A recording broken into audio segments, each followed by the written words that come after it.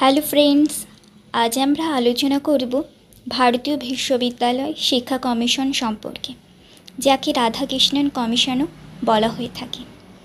1948 থেকে 1949 খ্রিস্টাব্দ। Indian university commission और রাধাকৃষ্ণন কমিশন 1948 to 1949। চলো ফ্রেন্ডস, তবে শুরু করা যাক। ভারতীয় বিশ্ববিদ্যালয় শিক্ষা কমিশন বা রাধাকৃষ্ণন কমিশন 1948 থেকে 49 খ্রিস্টাব্দ।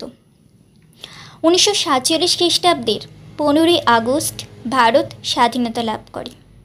স্বাধীনতা লাভের পর দেশের শিক্ষা ব্যবস্থার পুনর্গঠনের উদ্দেশ্যে স্বাধীন ভারতে প্রথম শিক্ষা কমিশন গঠিত হয়। 1948 সালের নভেম্বর মাসে 10 জন বিশিষ্ট চিন্তাবিদ ও শিক্ষাবিদ নিয়ে ভারতীয় বিশ্ববিদ্যালয় কমিশন গঠিত হয়। ডক্টর সর্বপল্লী রাধাকৃষ্ণনের সভাপতিত্বে এই কমিশন গঠিত হয়েছিল বলে এটি রাধাকৃষ্ণন কমিশন নামেও পরিচিত। এই কমিশন 1949 সালের আগস্ট মাসে 747 পৃষ্ঠার একটি রিপোর্ট সরকারের কাছে পেশ করেন। ভারতীয় বিশ্ববিদ্যালয় কমিশনের সদস্যগণ। এই কমিশনের মোট সদস্য সংখ্যা ছিল 10 জন। এর মধ্যে 7 জন ভারতীয় সদস্য এবং 3 জন বিদেশি সদস্য। সদস্যরা হলেন ভারতীয় সদস্য ডক্টর সর্বপল্লী রাধাকৃষ্ণন, ইনি কমিশনের সভাপতি ছিলেন। ডক্টর নির্মল কুমার সিদ্ধান্ত, ইনি কমিশনের সম্পাদক ছিলেন। ডাক্তার মেঘনাথ সাহা, ইনি কমিশনের সদস্য ছিলেন। ডাক্তার তারাচাঁদ, তিনি কমিশনের সদস্য ছিলেন। ডাক্তার জাকির হোসেন, তিনিও কমিশনের সদস্য ছিলেন। ডাক্তার লক্ষণস্বামী মোদালিয়ার, তিনি কমিশনের সদস্য ছিলেন। ডাক্তার করম নারায়ণ ভাল, তিনি কমিশনের সদস্য ছিলেন। এছাড়াও যে 3 জন বিদেশি সদস্য ছিলেন তারা হলেন ডাক্তার জেমস এফ ডাফ, তিনি কমিশনের সদস্য ছিলেন। এছাড়াও ছিলেন ডাক্তার আর্থার ই মর্গান, তিনি কমিশনের সদস্য ছিলেন। এছাড়াও ছিলেন ডাক্তার টিগার্ড, তিনিও কমিশনের সদস্য ছিলেন। রাধাকৃষ্ণন কমিশনের সুপারিশ। রাধাকৃষ্ণন কমিশনের সুপারিশগুলি হল: উচ্চশিক্ষার লক্ষ্য, পাঠ্যক্রম, শিক্ষার মাধ্যম, বিশ্ববিদ্যালয় প্রশাসন, শিক্ষক, গ্রামীণ বিশ্ববিদ্যালয়, পরীক্ষা পদ্ধতি, ধর্মশিক্ষা, নারী শিক্ষা প্রভৃতি। উচ্চশিক্ষার লক্ষ্য। কমিশনের মতে উচ্চশিক্ষার লক্ষ্যগুলি হল: নেতৃত্বের যোগ্যতা অর্জন, সমাজের বিভিন্ন ক্ষেত্রে নেতৃত্বের জন্য যোগ্য ব্যক্তি সৃষ্টি করা উচ্চশিক্ষার লক্ষ্য। দেশের উন্নতির জন্য প্রয়োজন রাজনীতিবিদ, সাহিত্যিক, শিল্পী, কারিগর, বৈজ্ঞানিক ইত্যাদি। আর এইসব প্রতিভাবান ব্যক্তি সৃষ্টি করা উচ্চশিক্ষার প্রধান লক্ষ্য। ব্যক্তিত্ব গঠন। ভারতবর্ষের মতো দেশে ব্যক্তিত্ব ও চারিত্রিক দৃঢ়তার মূল্য অনেক বেশি। সুতরাং শিক্ষার্থীদের মধ্যে ব্যক্তিত্ব ও চারিত্রিক দৃঢ়তার মূল্যবোধ বিকাশের ব্যবস্থা করা হবে উচ্চশিক্ষার অন্যতম লক্ষ্য। গণতান্ত্রিক চেতনার বিকাশ। গণতন্ত্রের মূল ভিত্তি হল ব্যক্তি স্বাধীনতা, সাম্য, ভ্রাতৃত্ব ও ন্যায় বিচার। সমাজের উপরই ব্যক্তির উন্নতি নির্ভর করে, তাই সামাজিক কল্যাণে শিক্ষার অন্যতম লক্ষ্য। বিশ্ববিদ্যালয়ের কাজ হল গণতান্ত্রিক রাষ্ট্রের উপযোগী শিক্ষা প্রদান করা। নবভারত গঠন। যে মানব সভ্যতা আমরা আগামী দিনে গড়ে তুলতে চাই, অর্থাৎ যে নবভারত গঠন করতে চাই, তাতে বিশ্ববিদ্যালয়ের দায়িত্ব কর্তব্য ব্যাপক হওয়া দরকার। কৃষ্টি সংরক্ষণ ও বৃদ্ধি সাধন। ভারতীয় সংস্কৃতি উপলব্ধি করে শিক্ষার্থীরা যেগুলিকে সংরক্ষণ ও ভারতীয় কৃষ্টির মূল ভাবধারাকে আয়ত্ত করে বৌদ্ধিক ও নৈতিক জ্ঞান সঞ্চারিত করাই হল উচ্চশিক্ষার লক্ষ্য। জ্ঞানের রাজ্যে অভিযান।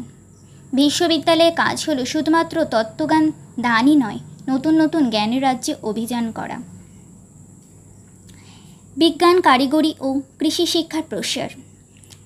জাতীয় অগ্রগতি ও আর্থিক উন্নতির জন্য আধুনিক বিজ্ঞান ও কারিগরি ও কৃষিবিদ্যার শিক্ষার প্রসারে গুরুত্ব প্রদান করতে হবে। প্রাকৃতিক ও মানব সম্পদের যথাযথ ব্যবহার। প্রাকৃতিক ও মানব সম্পদের যথাযথ ব্যবহার সম্পর্কে সুস্পষ্ট ধারণা দেওয়া হবে বিশ্ববিদ্যালয়ে শিক্ষার লক্ষ্য। জাতীয় সংহতি ও আন্তর্জাতিকতাবোধের শিক্ষা। বিশ্ববিদ্যালয়ের শিক্ষার লক্ষ্য হল ভারতীয় সংস্কৃতির ঐতিহ্য সম্পর্কে শিক্ষার্থীদের সচেতন করা, সঙ্গে সঙ্গে পৃথিবীর বিভিন্ন দেশের অন্তর্নিহিত মূল সত্য, জাতীয় ও আন্তর্জাতিক সম্পর্ক, আন্তর্জাতিক সমস্যার শান্তিপূর্ণ সমাধান প্রভৃতি বিষয়ে শিক্ষা দিতে হবে। সামাজিক ন্যায় বিচারের পথ সুগম। গণতান্ত্রিক রাষ্ট্রের সাফল্য নির্ভর করে সামাজিক ন্যায় বিচারের উপর। শিক্ষার সাহায্যে দারিদ্র্য, অজ্ঞতা, বেকারত্ব প্রভৃতি দূর করতে হবে। পাঠ্যক্রম। রাধাকৃষ্ণন কমিশন দু রকমের শিক্ষার কথা উল্লেখ করে: সাধারণ শিক্ষা এছাড়াও পেশাগত শিক্ষা। সাধারণ শিক্ষার মধ্যে রাষ্ট্রীয় ভাষা, ইংরেজি, মানববিজ্ঞান, সমাজবিজ্ঞান, জীবনবিজ্ঞান প্রভৃতি উল্লেখযোগ্য বিষয় ছিল। এছাড়া পেশাগত শিক্ষার মধ্যে ছিল কৃষি, বাণিজ্য, ইঞ্জিনিয়ারিং ও টেকনোলজি, চিকিৎসাবিদ্যা, আইন প্রভৃতি। শিক্ষার মাধ্যম। পাঠ্য হিসেবে ইংরেজি চলতে থাকবে। ইংরেজির বদলে অন্য কোনো ভারতীয় ভাষাকে সমৃদ্ধ করে এটি শিক্ষার মাধ্যম করা বাঞ্ছনীয়। এক্ষেত্রে হিন্দি অগ্রাধিকার পাবে। আঞ্চলিক ভাষাকে সমৃদ্ধ করতে হবে। বিশ্ববিদ্যালয় প্রশাসন। বিশ্ববিদ্যালয় পরিচালনার জন্য থাকবে আচার্য অর্থাৎ চ্যান্সেলর, উপাচার্য অর্থাৎ ভাইস চ্যান্সেলর, সেনেট, এছাড়াও syndicate, academic council, faculties, board of studies, অর্থ কমিটি অর্থাৎ ফিনান্স কমিটি, নির্বাচন কমিটি অর্থাৎ সিলেকশন কমিটি। শিক্ষক। কমিশনের মতে শিক্ষক হল the teacher is the cornerstone of the arc of education. He is no less, if no more than books and curricula, buildings and equipment, administration and the rest. শিক্ষক হলেন শিক্ষাসৌধের স্তম্ভস্বরূপ। শিক্ষকদের commission 4টি শ্রেণীতে বিভক্ত করেন। প্রথমত প্রফেসর, দ্বিতীয়ত রিডার, তৃতীয়ত লেকচারার, চতুর্থত ইনস্ট্রাক্টর। গ্রামীণ বিশ্ববিদ্যালয়। গ্রামাঞ্চলের শিক্ষার্থীদের মধ্যে নিম্ন স্তরের শিক্ষা থেকে বিশ্ববিদ্যালয় পর্যন্ত শিক্ষালাভের উদ্দেশ্যে রাধাকৃষ্ণন কমিশন গ্রামীণ বিশ্ববিদ্যালয় তৈরি করার প্রস্তাব দেন। গ্রামীণ বিশ্ববিদ্যালয়ের সাংগঠনিক রূপটি হল: প্রাথমিক স্তরে 8 বছরের বুনিয়াদী শিক্ষা 6 থেকে 14 বছর পর্যন্ত, 2 পরবর্তী 3 বছরের মাধ্যমিক শিক্ষা 15 থেকে 17 বছর পর্যন্ত, পরবর্তী 3 বছরের কলেজীয় শিক্ষা 18 থেকে 20 বছর পর্যন্ত এবং তারপর 2 বছরের বিশ্ববিদ্যালয়ের শিক্ষা 20 থেকে 21 বছর পর্যন্ত। পরীক্ষা পদ্ধতি। প্রচলিত পরীক্ষা পদ্ধতির তীব্র সমালোচনা করে কমিশন মন্তব্য করে: if we are two suggest one single reform hour university education, it should be that of examination. কমিশনের সুপারিশগুলো হলো: পরীক্ষা রচনাধর্মী না হয়ে যতটা সম্ভব নৈর্ব্যক্তিক হতে হবে। কমিশন আভ্যন্তরীণ মূল্যায়নের উপর যথেষ্ট গুরুত্ব দেয়। ডিগ্রি কোর্সের 3 বছরের শেষে একটি পরীক্ষার পরিবর্তে 3 বছরে 3টি পরীক্ষা করতে হবে। ধর্মশিক্ষা। ধর্মনিরপেক্ষ রাষ্ট্রে ধর্মশিক্ষার একটি বিশিষ্ট স্থান রয়েছে। কমিশনের সুপারিশ হলো: কয়েক মিনিট নীরব প্রার্থনার মধ্যে দিয়ে শিক্ষা প্রতিষ্ঠানের কাজ আরম্ভ করতে হবে। এছাড়াও ডিগ্রি কোর্সের প্রথম বছর মহাপুরুষের জীবনী পাঠ করতে হবে, যেমন বুদ্ধ, যীশুখ্রিস্ট, রামানুজ, নানক, কবির প্রভৃতি।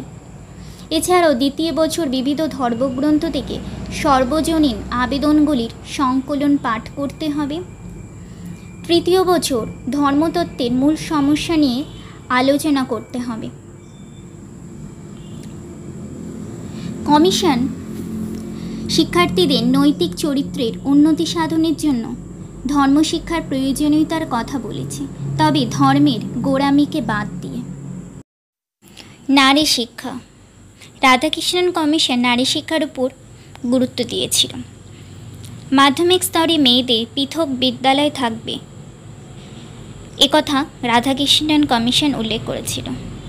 তবে প্রাথমিক স্তর ও বিশ্ববিদ্যালয় স্তরে ছেলেমেয়েরা একই সঙ্গে পড়াশোনা করবে। এছাড়াও এই কমিশন গার্হস্থ্য অর্থনীতি ও পরিবার পরিচালনা প্রভৃতি পাঠে তাদের উৎসাহিত করতে হবে একথা উল্লেখ করে। এছাড়াও কমিশন একই কাজের জন্য শিক্ষক শিক্ষিকাদের বেতনে কোনো বৈষম্য থাকবে না এই কথাও উল্লেখ করে। রাধাকৃষ্ণন কমিশনের গুরুত্ব। রাধাকৃষ্ণন কমিশন হল স্বাধীন ভারতীয় প্রথম শিক্ষা কমিশন। এই কমিশনের গুরুত্ব ছিল অপরিসীম। প্রথমত, শিক্ষা পরিকল্পনা গ্রহণ। এই কমিশন স্বাধীনতার পর দেশকে গড়ে তুলতে ভালো শিক্ষা পরিকল্পনা দরকার এই উদ্দেশ্যে গঠিত হয়েছিল। উচ্চশিক্ষার মানোন্নয়নের উপর এই কমিশন গুরুত্ব দেয়। ব্যক্তির গুণাবলী প্রকাশ। নতুন ভারতের জন্য নেতৃত্বদানের শিক্ষা, সৌভ্রাতৃত্ববোধ, গণতান্ত্রিক মনোভাবের বিকাশ প্রভৃতি প্রয়োজন। আর ব্যক্তির মধ্যে এই গুণাবলী বিকশিত হলে সামাজিক উন্নতি বিধান সম্ভব। গ্রামীণ বিশ্ববিদ্যালয় স্থাপন। কমিশনের গুরুত্বপূর্ণ সুপারিশ হল গ্রামীণ বিশ্ববিদ্যালয় স্থাপনের পরিকল্পনা। গ্রামীণ শিক্ষার্থীদের কথা ভেবে গ্রামীণ অর্থনীতিকে সুদৃঢ় করে তুলতে গ্রামীণ বিশ্ববিদ্যালয় স্থাপনের সুপারিশ করেছিল এই কমিশন। বৃত্তি ও পেশাগত শিক্ষায় গুরুত্ব। এই কমিশন পাঠ্যক্রমে সাধারণধর্মী শিক্ষার পাশাপাশি বৃত্তি ও পেশাগত শিক্ষাকে গুরুত্ব দিয়েছিল। নারী শিক্ষা। কমিশন নারীদের শিক্ষার জন্য পাঠ্যক্রমে গার্হস্থ্য বিজ্ঞান ও গার্হস্থ্য অর্থনীতি অন্তর্ভুক্ত করেছে। রাধাকৃষ্ণন কমিশনের সীমাবদ্ধতা। শহরভিত্তিক গ্রামীণ বিশ্ববিদ্যালয় স্থাপন। গ্রামীণ বিশ্ববিদ্যালয়গুলি স্থান নির্বাচনের ক্ষেত্রে গ্রামের পরিবর্তে শহরভিত্তিক অঞ্চলের উপরই পরবর্তী সময়ে গুরুত্ব আরোপ করা হয়েছিল। উচ্চ শিক্ষার ভাষা। উচ্চশিক্ষার ভাষা সম্পর্কে কমিশন সুনির্দিষ্ট নির্দেশ না দেওয়ায় সমস্যাটি আজও অমীমাংসিত থেকে গেছে। অস্পষ্ট ধর্মশিক্ষার সুপারিশ। ধর্মশিক্ষা সম্পর্কে কমিশনের অভিমত অস্পষ্ট ও বিমূর্ত। নারী শিক্ষা আশাব্যঞ্জক নয়।